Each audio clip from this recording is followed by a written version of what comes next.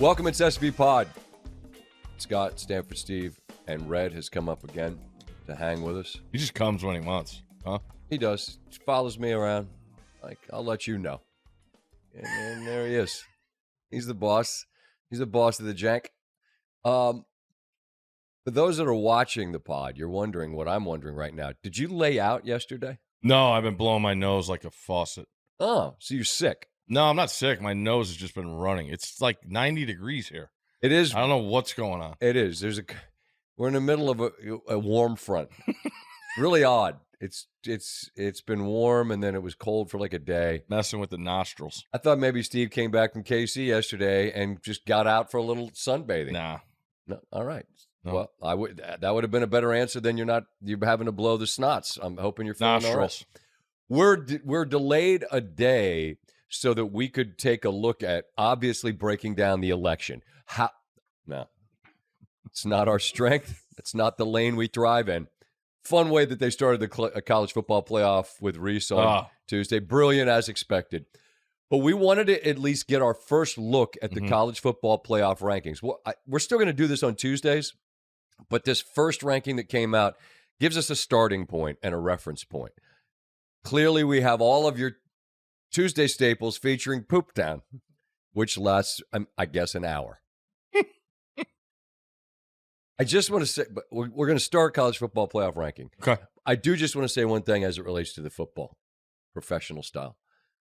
The 1 o'clock window last week broke my spirit because everywhere I looked, there was just a terrible game. It's just incredible. I have a list of are these teams good, and then we have Pooptown, who we're pretty sure is bad. There's more people in Pooptown than there are really good teams. Yeah. By a lot. Yeah. Not great. No. Fantasy? That's also framing my negative state of mind. Okay. All right. Really drafted poorly, very banged up. T. Higgins got a quad. T, baby. Gonna need you to stretch that out. Give me some targets. The rankings came out Tuesday. Mm-hmm. Again, it's a starting point. Yeah. We must remind ourselves of that because there is a month of football and conference championships to be played that will sort things out. As a member of our best show at ESPN College Game Day, BR, what's up? Coming your way this Saturday. I'd start with you and ask, is there something that was caught your eye, don't understand it, this is important, here's why, go. First off, I want to go back and just tell a quick story because I get fired up about the rankings. As being the old associate producer of SVP and Rosillo, first year, we're like, guys, Tuesdays, we got the rankings, watch the show, we'll come in, we'll do a couple segments on it. First week comes, I got everything written out, and Scott and Ryan walk in and say, didn't watch, don't really care, and it'll be the rankings at the end of the season. So that's basically life as a producer. So I've always tried to have something in the back because it's free content. I think it's super interesting. Some people don't. Joey Galloway, going back and forth with him, he's just like, yeah, I'll figure it out. And I'm like, I get it, but we still have these teams with numbers for the first time. So when you look at it, I have a problem with it, where BYU is. I have a problem with where Indiana is. So do I. Because when you look at this, and then Ward Manuel basically admits we're looking at losses and how you lost and who you lost to, which starting at the top is why Ohio State is 2 and Georgia is 3, which I have a monster problem with if that continues moving forward. Why? Well, because you lost. They shouldn't be ahead of teams who haven't lost. To an extent. And this is my grand scheme of things. We are not going to be able to say, who did you beat? No, because I've got a list of that, and there's not a lot of names on it. The schedules are too it's harder to compare schedules because the conferences are monstrous. And within the conference, the schedules are so different. Look at Indiana's schedule compared to, say, Michigan. Okay. And, you know, the teams are obviously different and they're going to play this week. But when you have teams like Penn State, okay, and who's Texas with a loss. And then you have Indiana and BYU undefeated. Right behind them. Yeah, I have a problem with that because they didn't lose, and I'm not comparing schedules, but they've been – I mean, you want to talk metrics with game control? Indiana's got to be top in the country. They bury people nonstop. So, and then with BYU, you want to talk about ranked wins. They got 2. More than the people ahead of them. And, no, that's the team I forgot. Miami. They're 4. That shouldn't be. That should not be. Miami should not be behind Indiana or ahead of Indiana. So then are you going to say the people, the small schools say, oh, it's about the brand. I will give the committee credit. They have Indiana right in front of Notre Dame and Alabama. Or BYU right in front of Indiana. Notre Dame and Alabama. So that brand thing doesn't shake there because those are maybe the 2 biggest brands in the sport.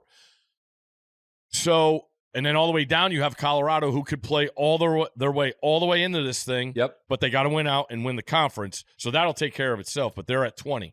But Indiana too low, BYU too low, Miami too high. That's the basis of it for me.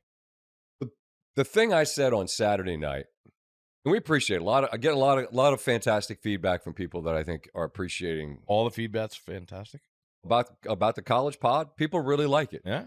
Well, I mean, I've been thinking a little bit about this. I mean, this is new. There are a billion podcasts, but I mean, we got you again. I say this sincerely. I think the best show that ESPN does is College Game Day. Adding Pat, adding Nick Saban over the past few years. I mean, you get a great mix. And having you, who've been at these biggest games, talking about things on Saturday night, no one else is doing that. And I appreciate the feedback we're getting from people. They're spending their Sunday mornings just listening. It makes it staying up late Saturday night worth it, I feel like. So appreciate that.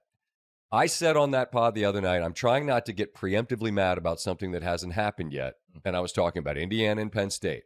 And it was a theoretical at that point because I asked the question, what if Indiana goes to Ohio State and they lose a close game, but they win all their other games? And what if Penn State wins the rest of their games? Then they're both 11-1 at the end of the season. I wonder how the committee would look at it. Well, I don't have to wonder anymore because right now they put Penn State ahead of Indiana, which makes no fucking sense. None. 0. What are you basing that off of?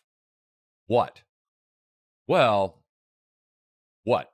They beat 4 and 5 USC, and I'm smart enough, as you are, to know that beating SC in the Coliseum, where you were going to get their best punch, and did, beating Wisconsin in Camp Randall at night, those are good wins. But what could we possibly compare Penn State and Indiana with? I don't know. There's just not a lot comparatively. Well, I got one for you. They both played UCLA. UCLA went to Happy Valley, and it was a defensive game, and UCLA hung around, and Penn State beat them 27-11. Indiana went to the Rose Bowl and beat their ass 42-13 because that's what they've done to everybody they've played this year. Beat their ass. They haven't lost a game, and they're behind them. Based on what? I'll tell you based on what. One team's called Penn State. The other team's called Indiana. That's it. And a close loss to Ohio State. Cool. Now, if Indiana goes to Columbus and gets their doors blown off, then you got more comparative shopping to do there. You can say, well, there's this. But I said I didn't want to get preemptively mad about something that hasn't happened. Yeah. But then it happens, and we haven't even gotten to the point where Indiana's lost a game. They haven't lost a game. And you're going to put them 8. And it doesn't matter because things will sort themselves out. But as it relates to those 2 teams who don't play, you're already telling me you've decided Penn State's better than Indiana. That's what you're telling me. Because it was a close loss. Yeah, again, to the team they can't beat and haven't. They did block a field goal that one time in 2016. I get it. I saw Spencer Hall tweeting, it's fine. Signetti's decided that Indiana is not bad anymore, so they're going to take care of it. I'm paraphrasing what Spencer was tweeting, but that to me stands out, as does the BYU situation. Yeah. They've not lost a game yet either. They've got some ranked wins. The schedule component is really going to be, you're just going to have to guess because you don't know. Because there are teams that will not have been asked to do anything Miami can get through its season without a single win that you go, huh? We couch that just by saying that Louisville win, seeing what Louisville did in Clemson last week.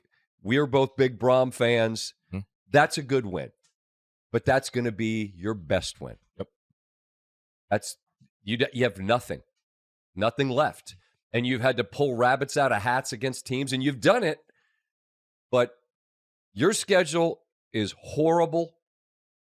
And BYU's schedule at least has some ranked teams in it, and yours doesn't.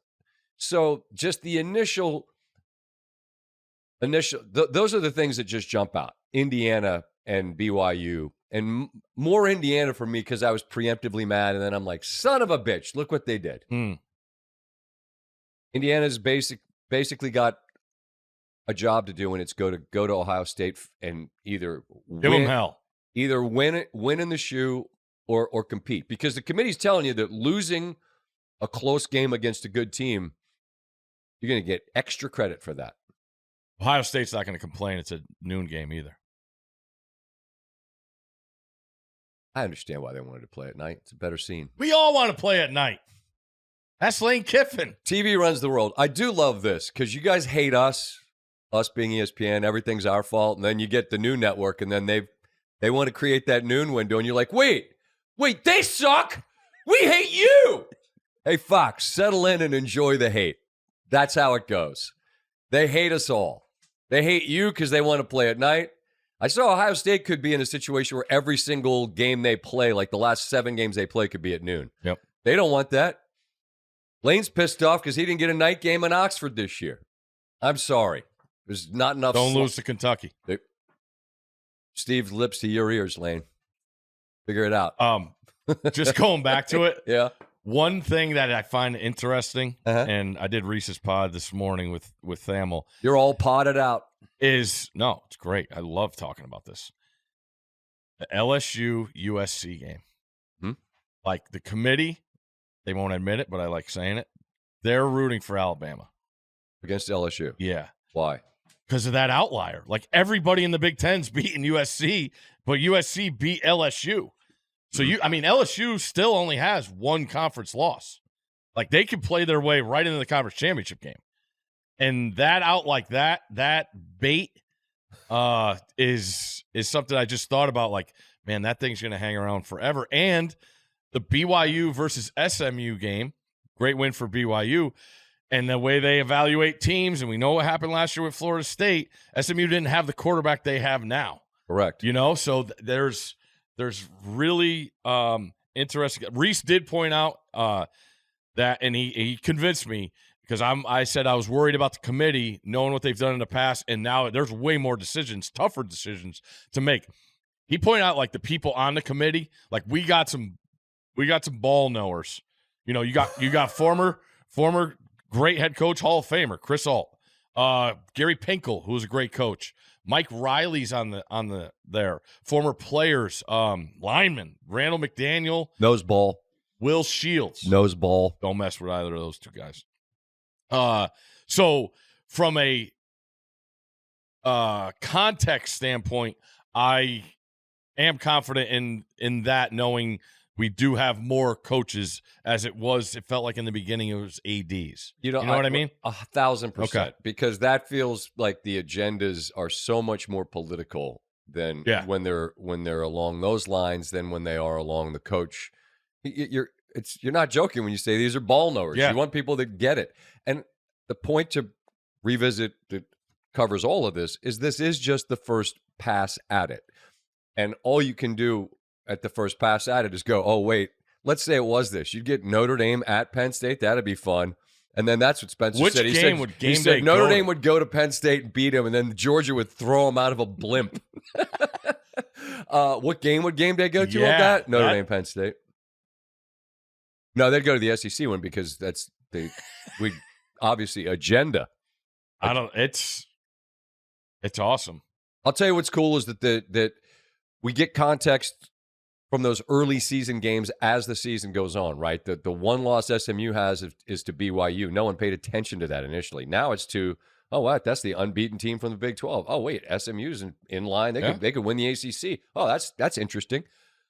Boise lost to Oregon by 3 in Autzen.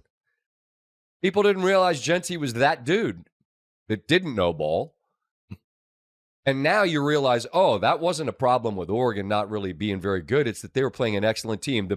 The highest group of 5 is Boise. There's some chatter about could they play themselves into... Absolutely, they could. And that's what scares me for BYU. Into a home game. They're already right there with them. Right.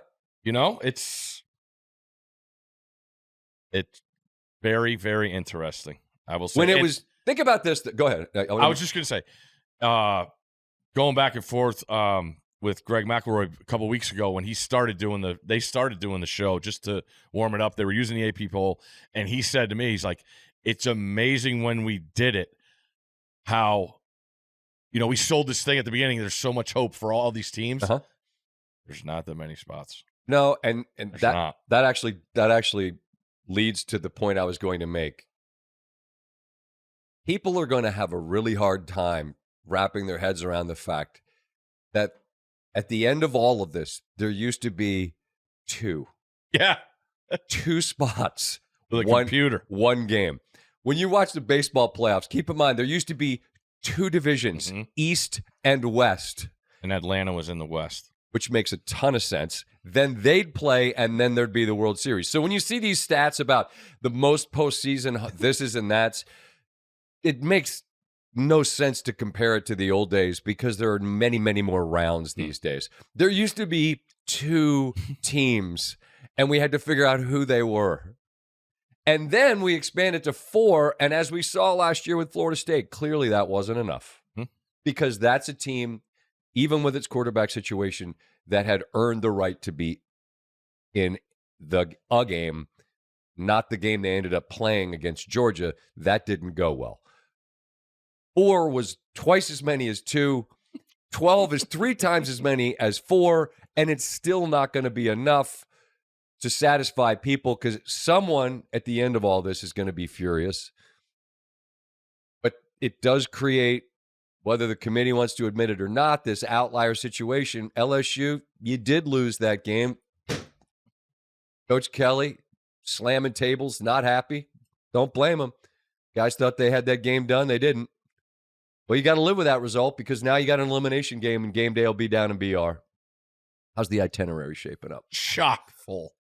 Chock full. I don't rarely get super jealous. This is one time. This is a jealous time. You don't get jealous. I don't. You're not jealous. I am. Listen, when we shout out our friends down there, it starts with our guy Brandon Landry, one of the all-time great dudes, but it's got the hospitality thing hardwired. All the ancillary people that we know that are friends of his, that has become friends of ours. Just being in that vibe is truly unmatched.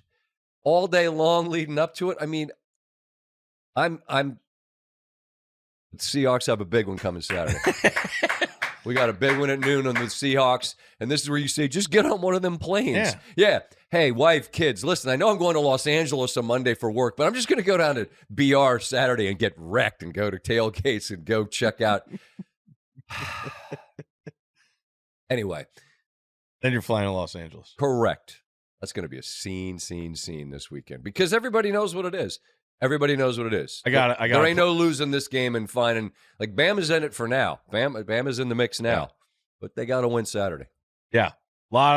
We love it. It's my favorite place, our favorite place. Sure. And they love it, as they should. Just to put a little pressure on our buddy Brandon, though, this supper club place is getting a lot of hype. And considering some of the places that you could go. And also considering the sources of this hype, we'll see. Basically, what the big man is saying to you is this meal better be correct.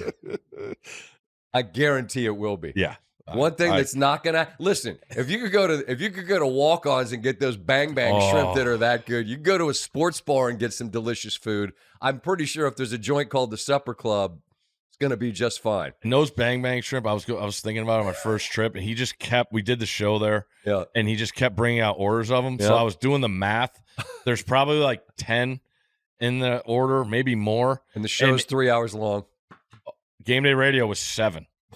I was thinking about SVP and Russillo. And I'm like, I would probably every hour just topping them. Ballpark 70 shrimp.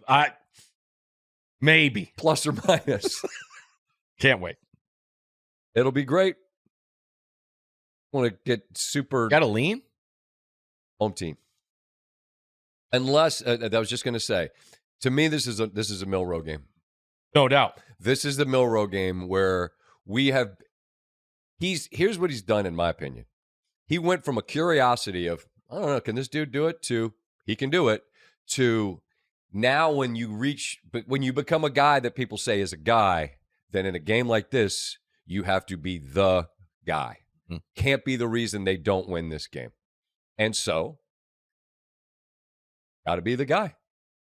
He was so good in that first 20 minutes against Georgia, as good as you can be. And then obviously that game was chaos, and then a play had to be made. It was late. They managed to win it. Went back and looked at that Tennessee. That Tennessee game was goofy. So many things happened in that game. They had to be up more at halftime. Correct. He still wasn't great with decisions. Agreed, but pre-snap, like crowd noise. You think crowd noise? Sorry, Jack. At Neyland, Saturday night, they're gonna have an influence on the game. How do you handle it? It's just different. It is just different. That's really what it comes down to. You got to truly stare into the eyes of the beast and not blink. That's what that place is. Because as we saw in that Ole Miss game, there will be moments of complete voodoo that somehow or another they start doing that four corner salute.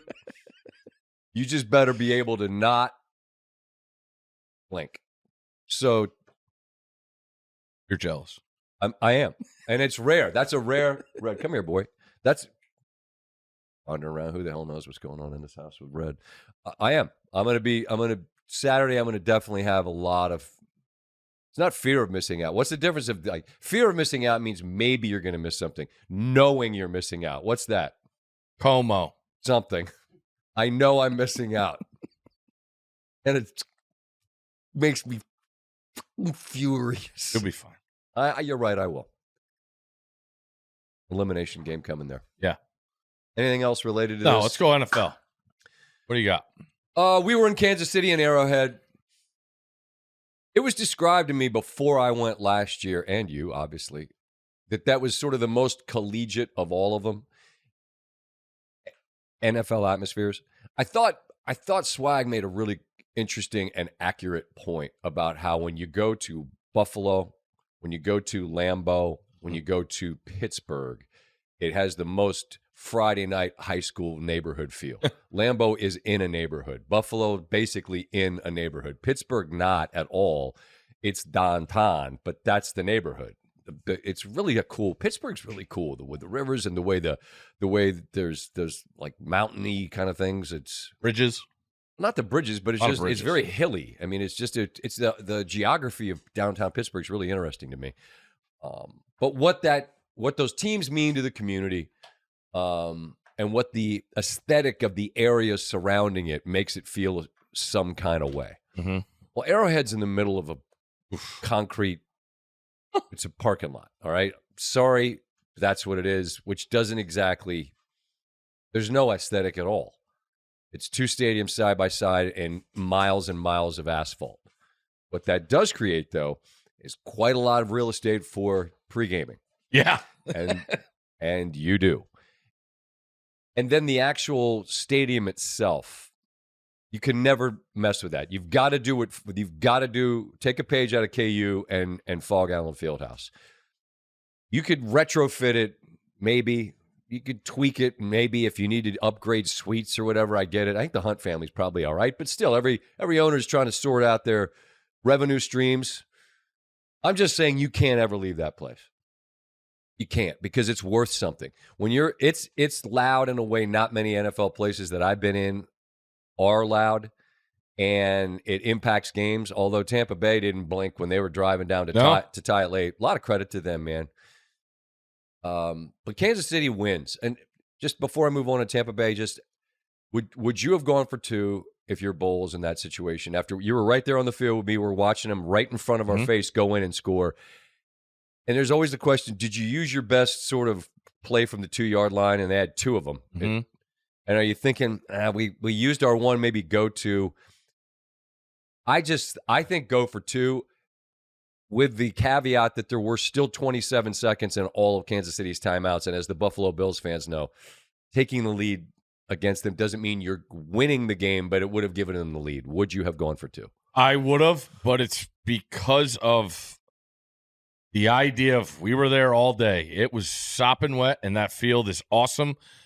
But the NFL extra point is not a gimme anymore. And that's the way I was thinking, was like, McLaughlin comes out. He's my fantasy kicker. He's awesome. Really good. But to snap the hold. Correct. Like I just. Clean operation. You did all that. Yep. And I thought Troy did a great job bringing it down. You do all that, and no matter how you did it, you get to the point with 30 seconds left, and you have a play from the 3-yard line to take the lead, yes or no. That's a yes for me.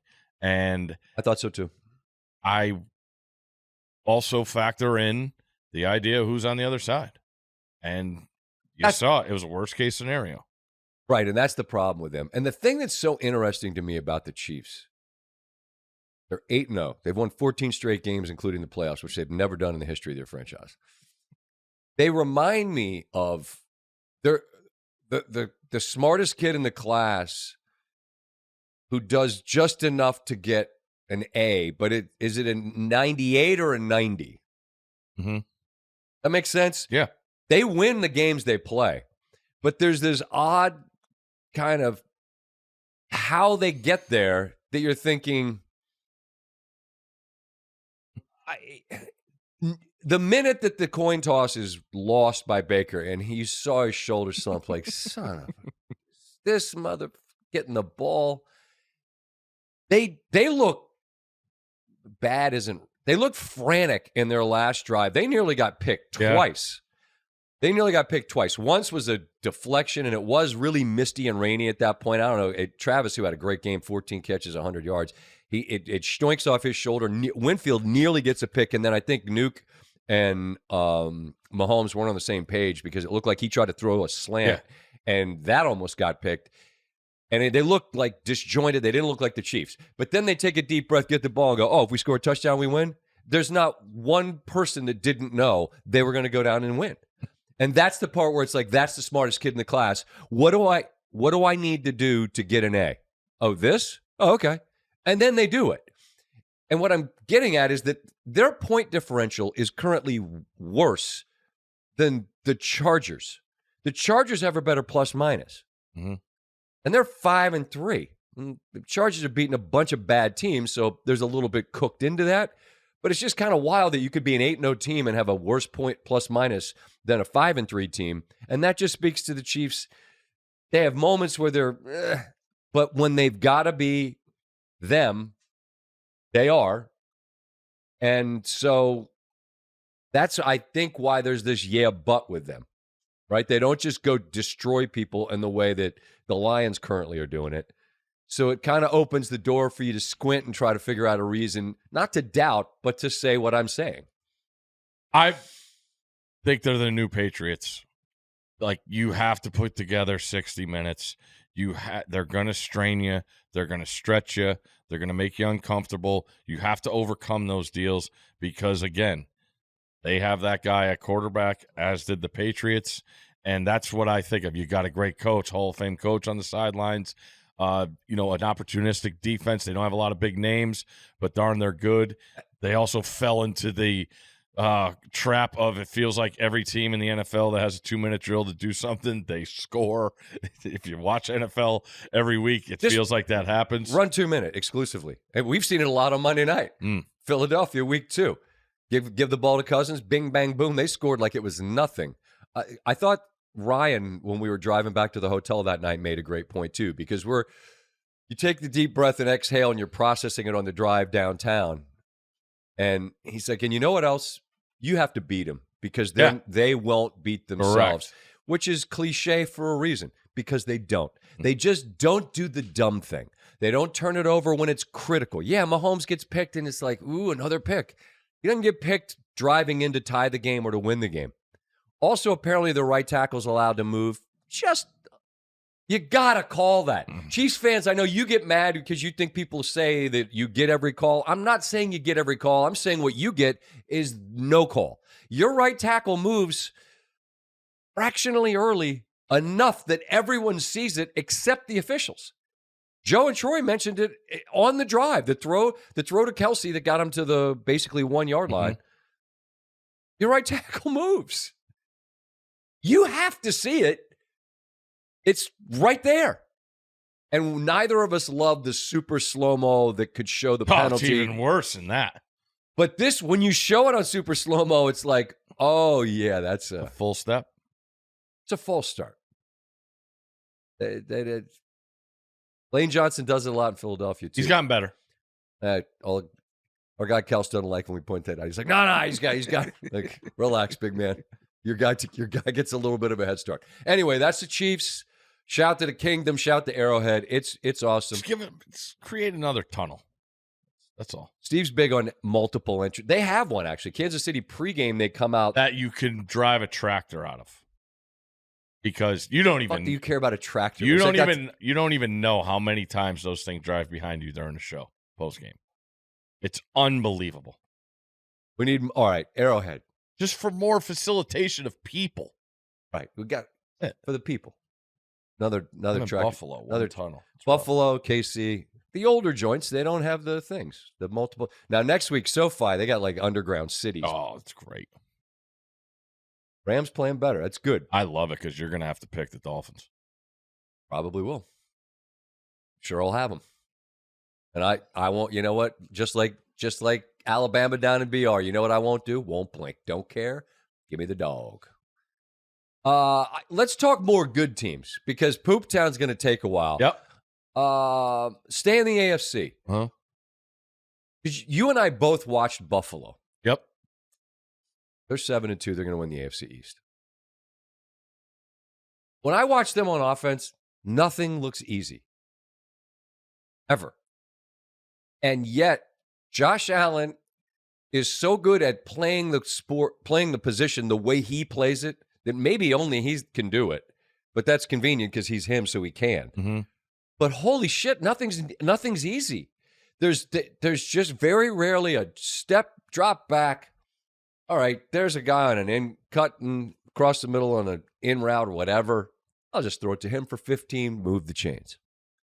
It's just, especially in the red zone, he's running around, he's getting decked, he throws it up. It's like a pop-up to the tight end. They check one down. Ray Davis had a 60-something yard touchdown pass. It was just a little swing out to the flat, and a couple of guys from, who the hell were they playing? Miami. Mm-hmm. Ran into each other. And then it's play the fight song. They don't do that in the NFL. You get the gist. I just want to know am I being too critical in saying that when I watch them on offense, it just looks like a chore?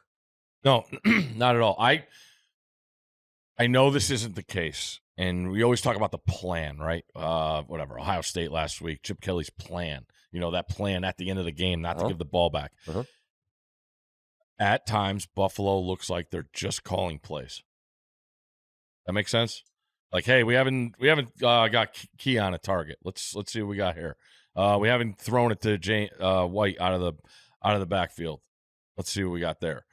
And when you play as erratic like that, and your quarterback does like to maneuver and do things his way, I think it's hard to get on a consistent basis and have, you need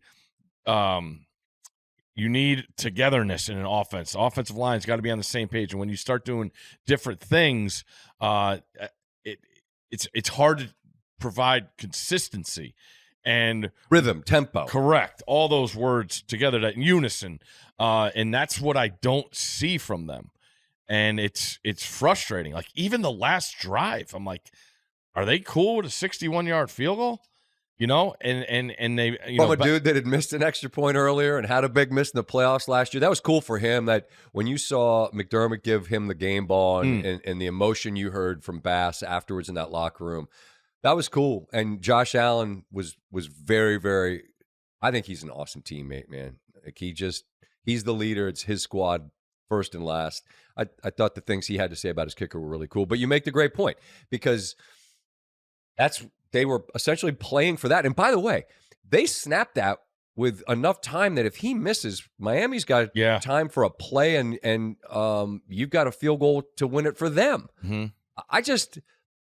They're good, but nothing looks easy for them, and you just want it to be easier on occasion in the way it is for a team like, say, Baltimore, who, when they have it going, it's just not 7-on-7. Doesn't look like the old days of the Big 12, but man, they get chunk plays and by the bushel. And they did it again against a Denver team who came in 5-3. And I tried to caution, let's look at who you beat. Kind of like with the Chargers. You're 5-3, that's super. 4 of your wins are against teams with 2 wins, okay? Same exact scenario for Denver. They go to Baltimore, they get beat by 31. And it was actually kind of a wild deal where Denver got inside the 20 about 5 times, and they just went for it on 4th down every time. They got one of them. They run over Williams to Sutton, throws a pass on 4th down to Bo Nix. But that's Denver's side of it. Baltimore with Jackson and Henry, and then Andrews, and then Zay, and then whichever receiver it is it Aguilar? Is it Bateman? They got the new guy. They trade for Johnson from Carolina. Their ceiling just looks different than most teams, including Kansas City. But again, they've lost to 2 terrible teams, so that I can't make any sense of that. It looks easier for Baltimore than it does for the other teams that I think are good. Yeah, I'm done assessing what's already happened as far as wins and losses. That's good. Stop me from doing that, by the way. Enough. It's November, and you have to be playing better and well at the end of the season. Uh-huh. That's who wins, and towards the end of the season. So I think the idea of OTAs and lack of practice and guys practicing, that whole thing. Now it's November. No more excuses. That's fair. And what do you got moving forward? Both Buffalo and Baltimore are on the path to that. Buffalo did win the game. I don't want to take any credit away from them. I think I was more interested in Miami to see what they were, and I was impressed with what they did. But it's still, I think they're in those 2 losses. I mean, there's a million teams that have 2 wins. But you can get to your record different paths. I mean, you're still what your record says you are. But I mean, in Miami's case, I think we have the obvious understanding that A, Tua didn't play a lot, and B, that loss against Buffalo they were certainly competitive. It wasn't like they got their doors blown off. There's some capableness there. So capableness. But with Buffalo and Baltimore, you know who's going to be standing at the end. It's just a matter of when you're going to get them, and they're fighting to see if they can play him a week later and the other guy can knock him off. Who gets to go to Arrowhead in January? Feels that way. Although I'm sure Pittsburgh's like, wait, we're leading the division. They come to our neck of the woods this weekend for a game against the Commanders. We saw Pittsburgh a week ago. I'm not going to, based on what you just said, I'm not going to look backwards. Mm-hmm. Moving forward, I want to see him here against a good Washington team, Russell's 3rd start, and I want to see him in their division because those divisional games are just different, as we saw with Baltimore in Cleveland. Browns aren't good, but I guarantee they're going to battle Pittsburgh when they play them. Guarantee it. That's just how those games. No doubt. That's just how those games go. Yeah. After Pittsburgh plays out Washington, it's a bunch of round robin within their division. And so we'll see him against Baltimore. We'll see him against a very capable Cincinnati team. I don't think Pittsburgh's as good as Baltimore or Buffalo or Kansas City. I think they have a good record, but I don't believe it. I think they're good. I don't think they're on the those other 3 teams are better teams in my estimation than Pittsburgh.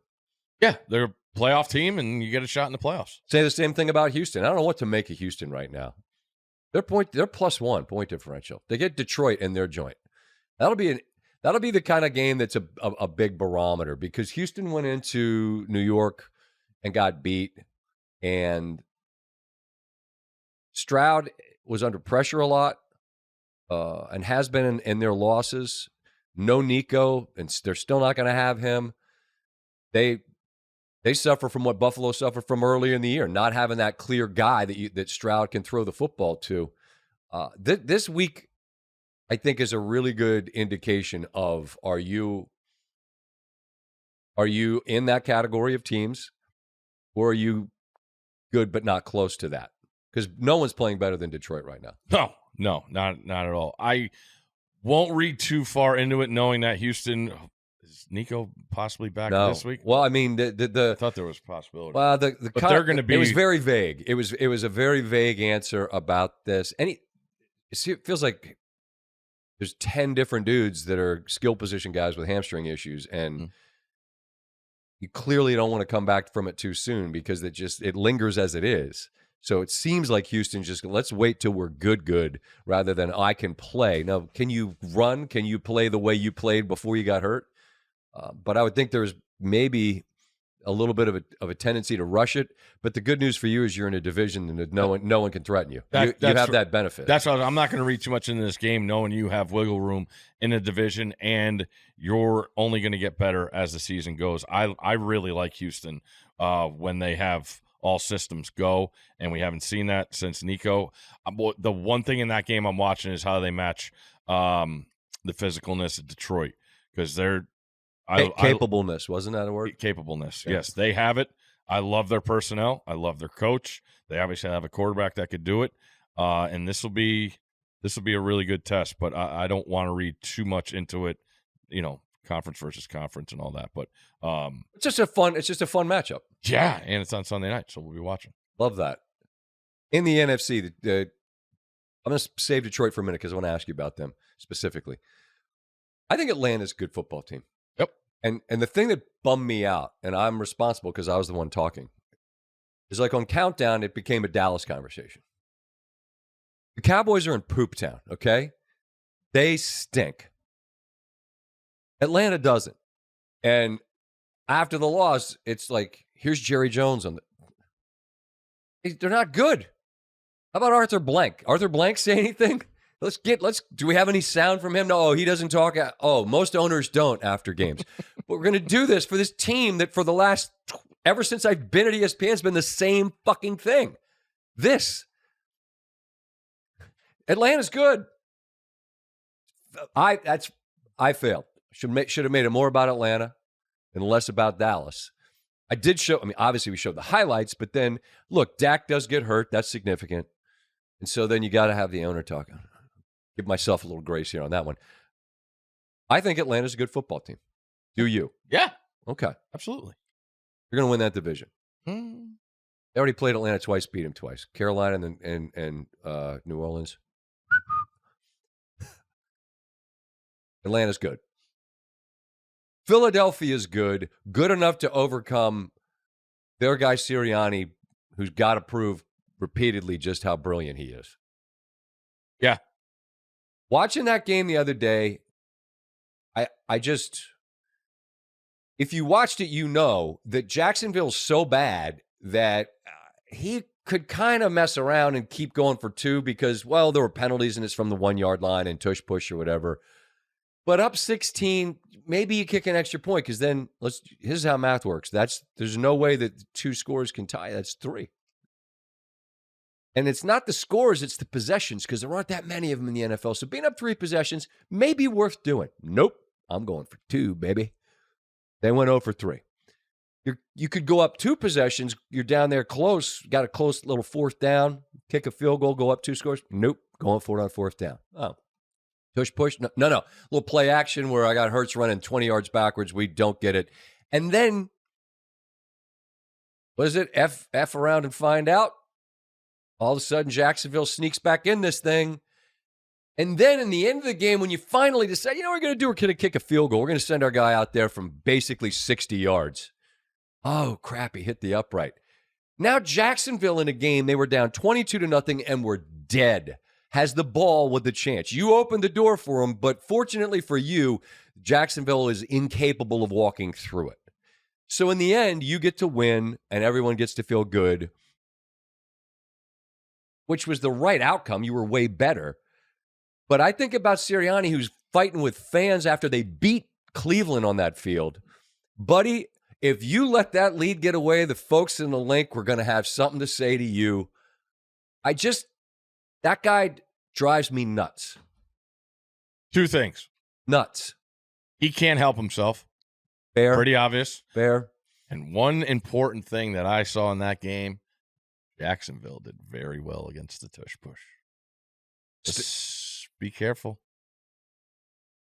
Well, not having 62 up there leading the way, that play works for a lot of different reasons. You do it that often, teams are going to see it that much more. It just goes back. I forgot who said it. It was when the Patriots were going through the undefeated season. And I sat back one day, I don't know, it was week 11, 12, and I'm like, I was like watching a day at ESPN, and I'm like, we have every single former coach in the league figuring out how you stop the Patriots. Like, at some point, it's going to happen. Mm-hmm. Now, it took to the last possible game of the season to do it. But with that, with the tush push, you get more reps at it. You get to see it more. You lose a Hall of Famer. I'm just going to say, it's not, don't rely, like we've seen them do it from the, like you've brought it out. Why not just run it as a 2-point play from the 3-yard line? You get 3 yards, it feels like sometimes. I'm just saying it's not as reliable as it has been, and have another plan. Because the play they had designed, first possession of the game, and Hurts screws it up, and they get a delay of game, they were running a quarterback sweep out of it, and he was gone. So it's something just that, besides all the other stuff that I want to watch and see, because that you got to have. Well, the reason they didn't options. get the reason they didn't get the 2 is because Jacksonville stopped it twice, just stood him straight up, and then that you normally see they stand straight up, and then there's that forward momentum with the push. Mm-hmm. That did not happen. So a couple of things: credit to Jacksonville for staying in the fight, for stopping a play which nobody's been able to stop. But credit to Philadelphia because the good was really good. Mm-hmm. It's just it's the accumulation of decisions that leave the chance to lose a game they had no business losing. And in the end, they didn't. They've got 2 coming up with Washington. Those will be fun games to see. Oh, we got a chance to flex one. You get Monday night here? Yeah. Oh, bring it on. Let's go. Get Scott to a game. Home game? Maybe Sheehan will come too. Hell yeah. I'll dress up like, what's his name? Captain Tutty or something? Give me a pig snout. You know the Hogs were 100 years ago, right? So that's still a thing. Listen, let's talk about Washington. It's a good football team. They're going to be a playoff team. Look at their schedule. They got the Saints and Tennessee on there. You could lose to anybody, but I mean, whether they win the division or that Washington's going to be a playoff team, barring some cataclysmic collapse, which is incredible. That's an incredible thing to say out loud. They welcome Pittsburgh this week. The Giants aren't good. We know it. But for Washington to sweep them, the Giants in their... They never do. Those games, Jones' record, it was incredible to put him side by side against everyone else, then against Washington. Like, good God, what are we doing against this guy? Well, they go up there and they win. And this is super in the weeds, but if you saw it, you know what I'm talking about. I just love what Cliff and Jaden are doing. They've got the ball. They're up 5. And it's right before the 2-minute warning, and the clock's going to stop anyway. So what'd they do? We're going to throw a pass here. They got Olamide Zaccheaus wide for a gigantic chunk play, and it just shows the trust in an aggressive play call. And we've seen it repeatedly, and we've seen it grow from when that really eye-opening Monday night win against Cincinnati through this. Come here, big boy. Come here, Red. And I thought that was it's just telling that there's the trust to run the play and then the ability to pull it off. And now they come home against Pittsburgh, and it's a good chance to see what they are. But I think for listing good teams, I think through, 9 games, I think Washington's shown you that they're one of them. No doubt. I bet them 2 weeks ago to win the division. That's what I want to see. They'll get a real test this week because I agree. Their offensive line hasn't been tested to the max that Pittsburgh will give you. And Hayward and Watt and Highsmith, those dudes are there's a lot of dudes. Yeah. I was having lunch last week at our spot, Brooklyn Deli, last week. And try the omelet. It's lovely. Oh, it's so good. I'm going right after this. Are you? I might too. All right. Is it a group thing? Probably. They live there. I don't get invited. My friends, Steve is their better friend. We've covered this. Go ahead. I'm inviting you. All right? Done. Be nice if they did, but they don't. Okay. Old timer come. I had a Jaden T-shirt on. An old timer came up to me and he says, "You know what?" I'm like, "What?" And they're there all the time. Old timers, you could tell they're invested. We were fucking cursed with the old owner. That play doesn't happen if he's still the owner. I'm like, oh my God. So many people say that, It's and unbelievable. You know what that is? That's loser talk. That's just loser talk. That's like the announcer jinx. That's like blaming something that has nothing to do with anything because it makes you feel better. Saying that Hail Mary wouldn't have happened. No, you know what? It wouldn't have happened if the Bears didn't give up 15 free yards on the play before. That wouldn't have happened. But acting like it wouldn't have happened because there was some... If you believe in the boogeyman, you'll find him. I've said it forever. But listen, I'm not picking on the old timer, but he's back. They're all back. But everybody believes it. Hey, if you believe it, then guess what? Ding dong, the witch is dead, so you can believe. Go to the game. Washington's good. Who's good in the NFC West? Who do you believe is good in the NFC West? Arizona currently leads the division. I bet Arizona to make the playoffs plus 130 last week. Their defense is a problem. Kyler's going to give you some headaches. They said, screw it, we're going to run the football, and they did. They ran for over 200 yards. It was really interesting, and I'm sorry to cut you off. It's just that the plan was clear. And Tim Hasselbeck pointed this out on Sunday Night Sports Center. He's great there, by the way. Hopefully, if you watch on Sunday, watch just for him. He's just so good at just all cake, no icing, just all the good stuff. And he just points out they put him under center a bunch more this year, and they just lined up and ran the football. They had 3 different running backs scored touchdowns: Connor, DeMarcado, and Benson, who finally got some burn. They ran for over 200 on the Bears. And they've beaten San Francisco. They've beaten Los Angeles. They're the kind of team that you're going to but all year. You're going to go, yeah, but they're that. Because nobody watches them.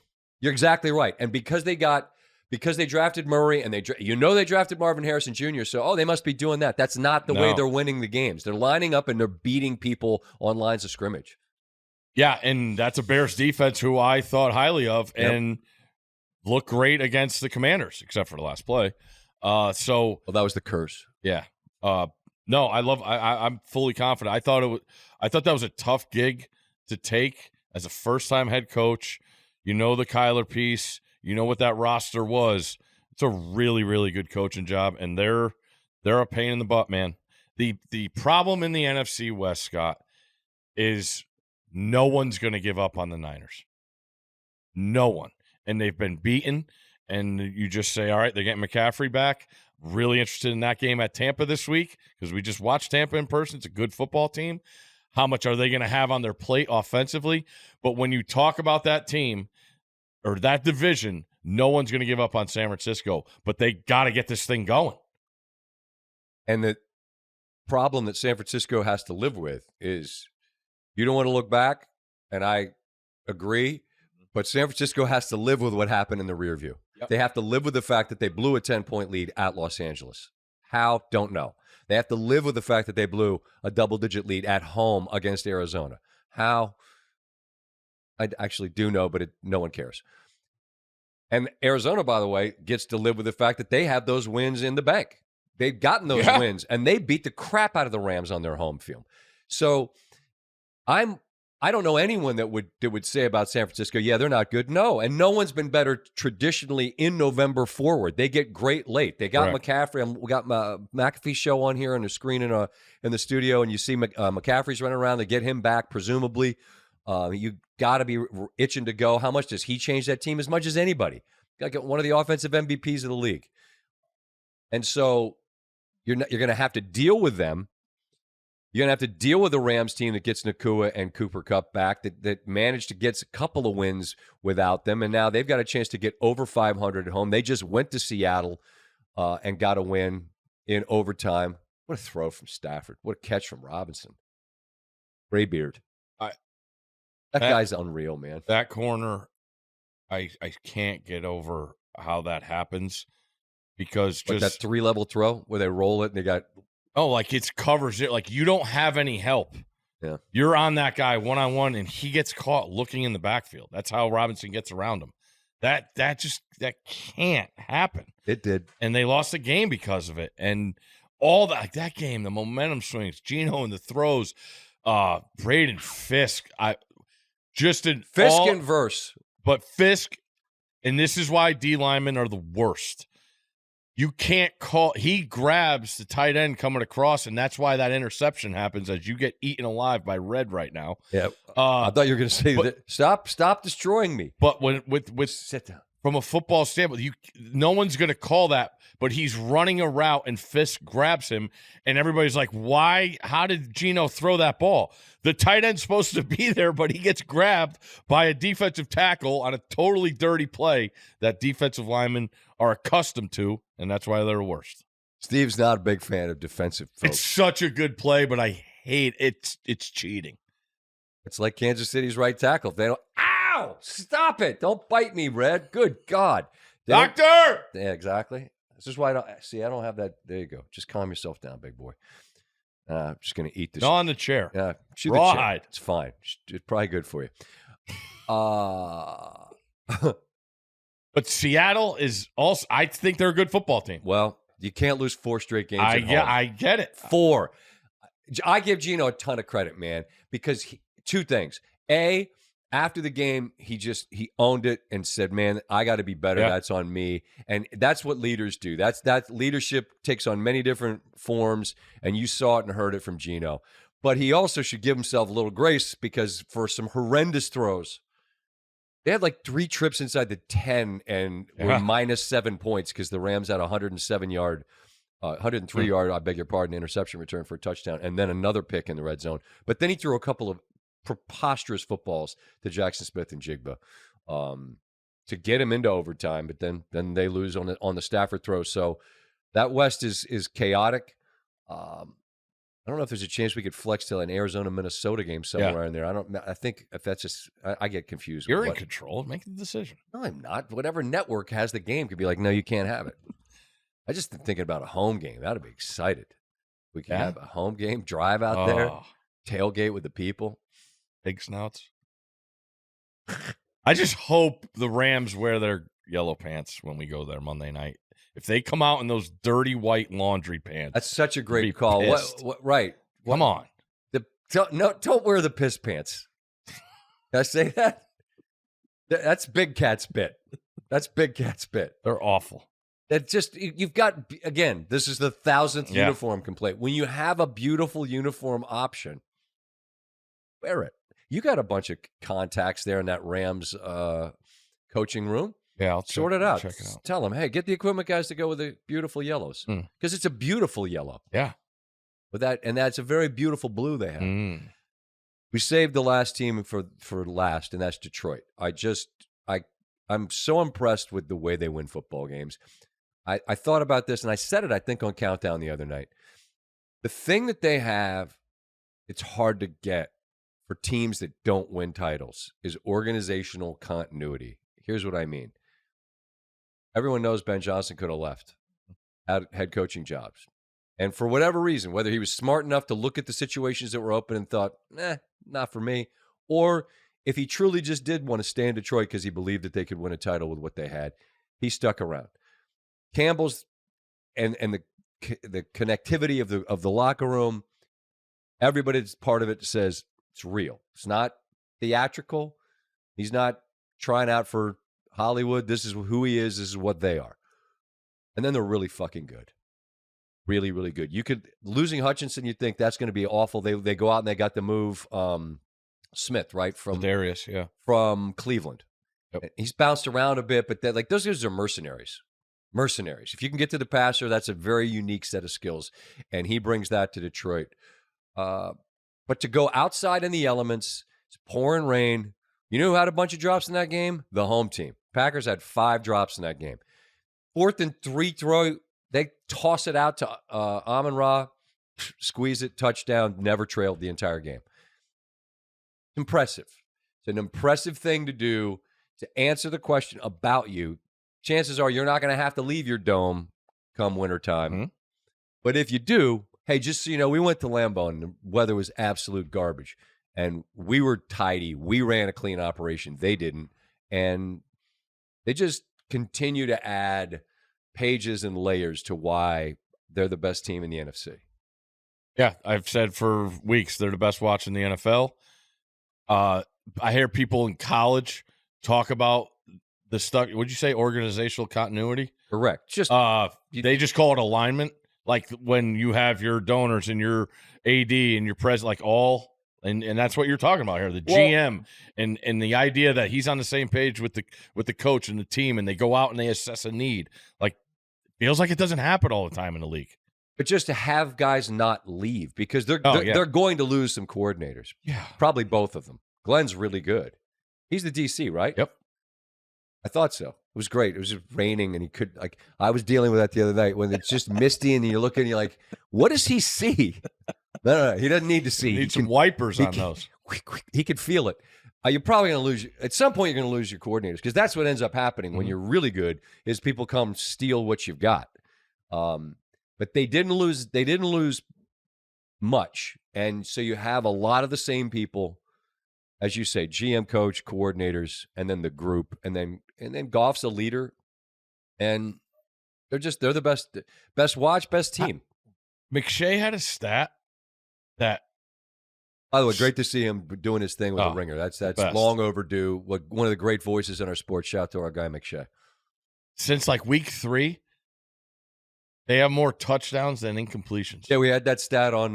You had it? It was Cap had it. Shout out to Cap. He's part of our countdown group. That 6 weeks, more touchdowns scored than incompletions. Think about that. And adding in a game that was played where your opponent had 5 incompletions because they dropped the football because they couldn't grab it because it was pouring. And think about that as we head to Pooptown. Thank you, Steve. Ladies and gentlemen, drum roll, please. Holy shit, is there bad football in the NFL? Are you ready for the list of teams in Pooptown? Go. The New England Patriots. Play it. Pooptown. The Cleveland Browns. Play it. Pooptown. The Jacksonville Jaguars. Play it. White helmets this week. Pooptown. Or Jaguars, if you want to say it correctly. The Tennessee Titans. Pooptown. Play it. The Las Vegas Raiders. Play it. Pooptown. The New York Football Giants. At home. Pooptown. Anywhere. They've actually played well. They've battled 2 weeks in a row. Sorry, you're in Pooptown. The Dallas bleeping Cowboys. Pooptown. The Carolina Panthers. Pooptown. The New Orleans Saints. Pooptown. And amazingly, the Seattle Seahawks at home. Pooptown. I don't know how I'm saying that, but you can't lose 4 straight games at home. They did. They're not bad, but right now, with the 12s and all of that incredible stadium and a good football team, somehow at home, you know I'm right. You're different than the others. Now you're asking me, Scott, didn't the Titans just win a game? They did. Who'd they beat? Patriots, Pooptown. You don't get to leave Pooptown if you beat another team from Pooptown. Same story with the Panthers. Got a win against the Saints, who are also in Pooptown and fired their coach. Another rule, if you beat a team who fires its coach, you can't leave Pooptown. You cannot break your lease in Pooptown with a win against a team in Pooptown who fires its coach. And by the way, the Saints, I'm sorry to put it so rudely, you guys are fucked. Bill Barnwell's story about how you kicked the can down the road post Drew Brees, you've renegotiated all these contracts. They got 68 or 86 over the cap next year. That's another cap note. There's no way to fix this quickly. So you're just going to have to do the difficult thing, which is rip the Band-Aid off, trade Lattimore to Washington. Thank you. Eat the cap, and just know that you're going to be stuck in this. And the thing about them is it's a great fan base that cares. They're invested. They've been through horrible times.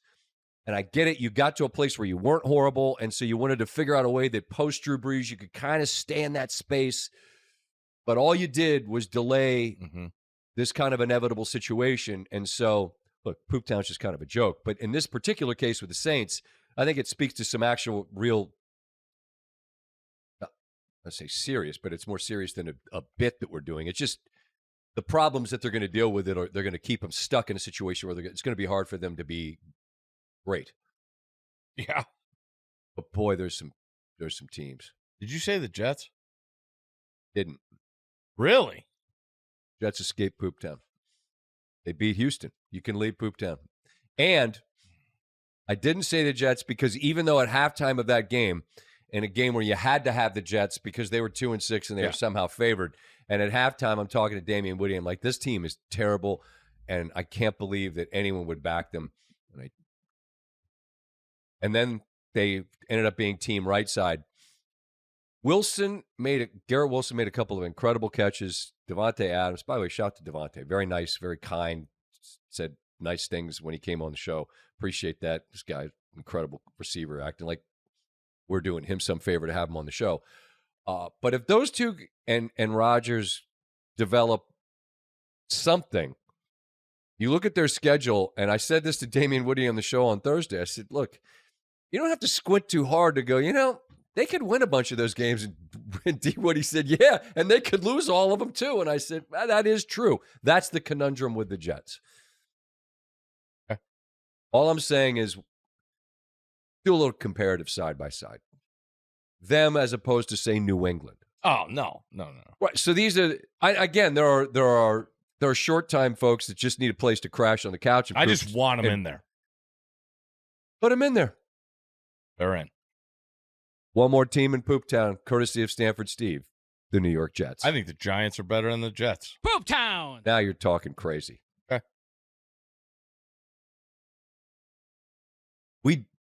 What? They're more competitive. They wouldn't lose to New England. That is a point for if this was around the horn, Tony Reale would be pushing the button for points for Steve. Wouldn't lose to New England. We don't know that, but there is on the road. No way. Giants are decent on the road. That's a good point. The Giants beat the Texans, though. Probably not. Yeah, they would. No, probably not. At Houston. I'm not going to argue with you about theoreticals, things that haven't happened. You put them in. Look, it's just SVPod. You're a big part of it. You want to put the Jets in Pooptown? You can. I want to steal a saying from our guy Dutch that was on the back of his T-shirt last week.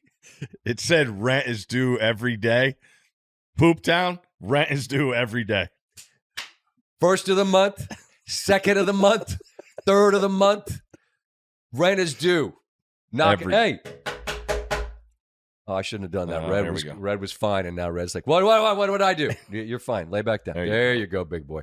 Rent is due in Pooptown. And let me tell you, we are racking up cash monies because it is a crowded group. I'm not kidding. Print the shirts. I'm not kidding when I say that it's difficult in these windows when games are multiple screens. And you're like, is there any way to cobble together 3 good games and the red zone? Because if you could easily find 4 games that you're like, my God, what are we doing? I think it was like 2:30 Sunday, and I had the YouTube 4 and 1 on the big screen. Tremendous technology, by the way. Deleted Buffalo, Miami. That's it. 1 game. Yeah. I mean, I had the Reds Commanders in the middle, and then the Ravens on the other side. But yeah, I'm not watching that. Right. I'm done. It maybe when it gets to like December, that's when I like to watch teams in Pooptown, because then you really find out who's wearing a hooded sweatshirt in a game in Chicago and all that stuff. So yeah, but how good would remember the Cleveland Browns jersey where the guy just taped the names of the quarterbacks on it? I do. If we had a T-shirt like at the end of the season, we had teams in Pooptown. Pooptown 2024. And then we just had the teams or the logos. I had somebody ask. That'd be awesome. You know who I got to talk to? I don't want to name drop. He's a zillionaire, genius marketer. I got to get in touch with my Guy Fieri. His thing was you got to sell merch. I've always said sell merch. With the logo, with the headphones. The O and SVPod. But just think about if we just made a giant shirt that said Pooptown. Now, here's where you ask yourself a reasonable question. Who the hell would wear that? Somebody. Yeah. Somebody. Get the really soft fabric or get our friends at Under Armour to make it and just put Pooptown on there. Even if somebody would wear it. Yeah. Put a little logo. We got to wait till after the season because, as you know, you can You can Find lead your way Pooptown, out of Pooptown. but you can't get out by beating another team in Pooptown. Bang. And because there are so many teams in it, it's difficult. Steve's got the Jets there. I say the Jets they brought a backpack. They're on the couch, but they're going to leave tomorrow. Did you ever have a situation like that? I would guess with the football scene, it's probably different. But there were all these horror stories like in college where some guy like, hey, can I just crash on your couch for like a week? Or it would always be like a day. And then, Red, please don't kill people. Red. We have a scene in the back room. And then the guy was just there and somehow all semester. Yeah, absolutely. I was sort of that guy post-college. I had some grim years. We've covered these. Some grim years where I was just sort of bouncing around and nobody really wanted to take me in. But anyway, so I relate to you, Pooptown teams. I think maybe I'm proof that you can get out of Pooptown. But you should always remember the stink of Pooptown, and it should always motivate you to work hard to stay out of it. You see? Yeah.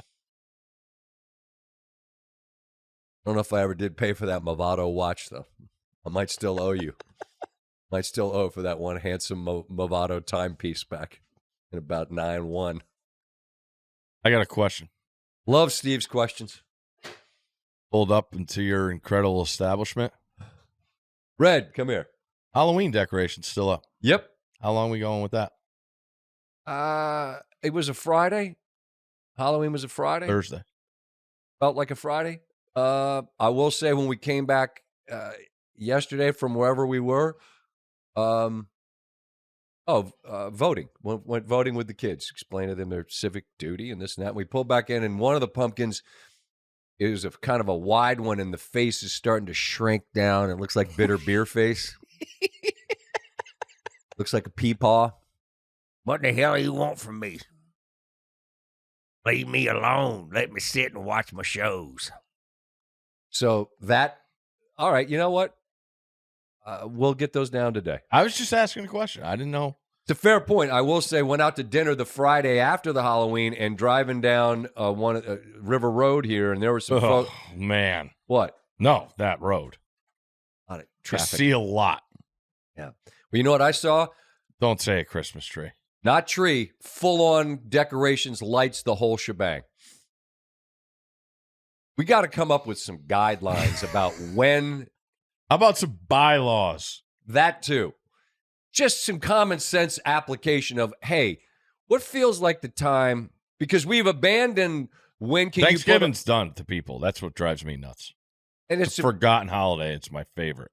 Bang. It's early days of the BCS. It was in it.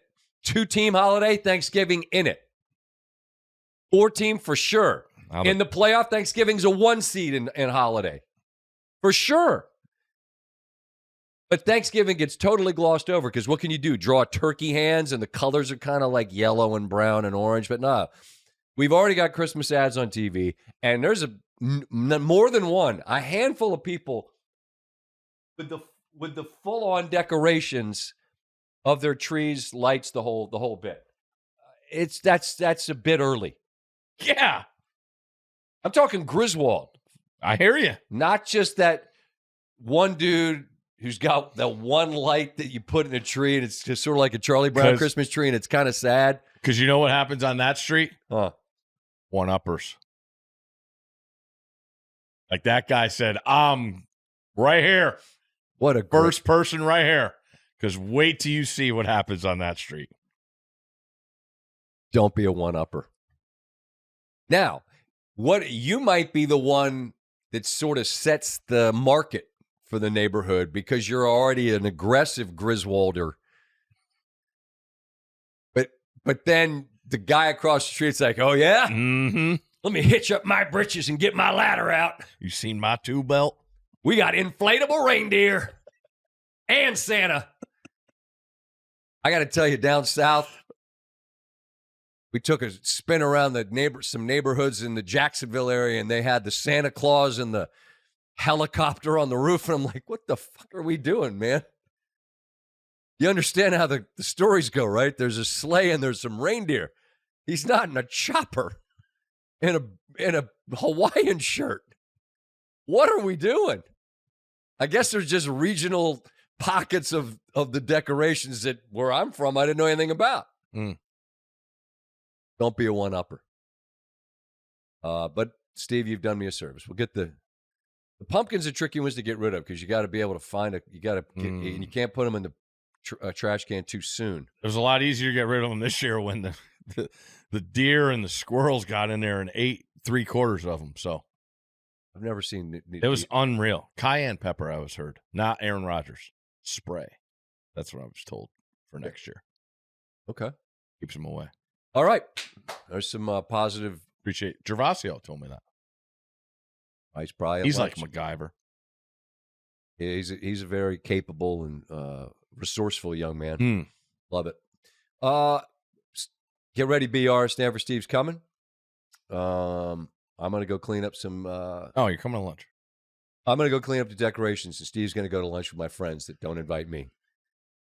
It made it very clear who among us they prefer, and again, I don't blame them. We go every day. That's why I also I don't want to take their side, but every day there's a lunch.